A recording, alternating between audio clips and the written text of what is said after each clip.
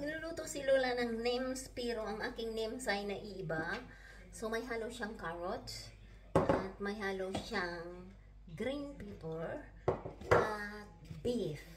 Yan ang aking names. Hello guys! Hello mga lalabo nyo nang tignan si Lola yung maganda. OMG!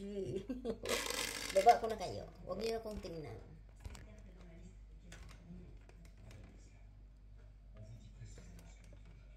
So, ayan na. Tayo ay maglagay na ng sangkap. Paminta. Ayan. Pamintang may asin. Herbs. Oregano.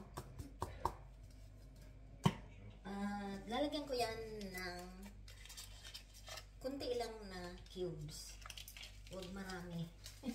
Kunti lang na cubes. Kalahati lang. So, lalagyan natin yan ng soy sauce na unti. Okay. So, lagyan natin ng asin. Okay, tama na yan. Dagdagan natin. So, tagaw na lang natin yan dito. At magsuot na tayo ng gloves. Mag-gloves si Lola.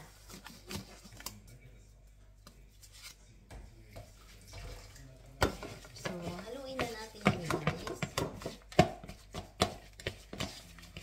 Lagyan ko yan ng unting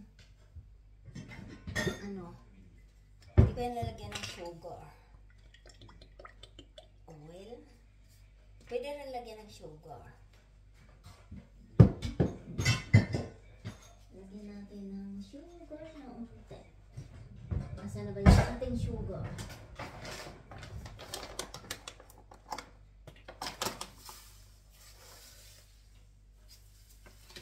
Unti lang.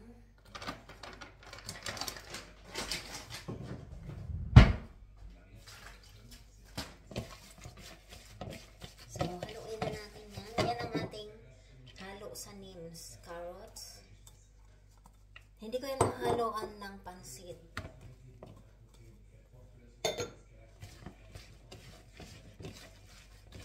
Kasi mas masarap yung ganito kaysa sa pansit. Ayan, gulay.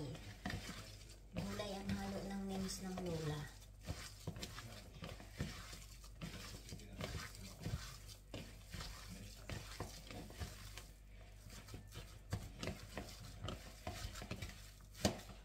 So, lalagyan ko ba yan ng oil kasi very dry?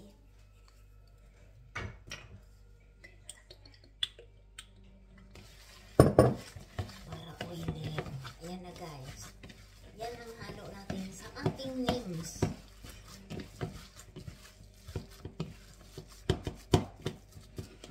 So, ayan na. So, next video na lang guys ang ating paggawa ng names, okay? So, yan ang ating hahalo sa ating names. Ayan.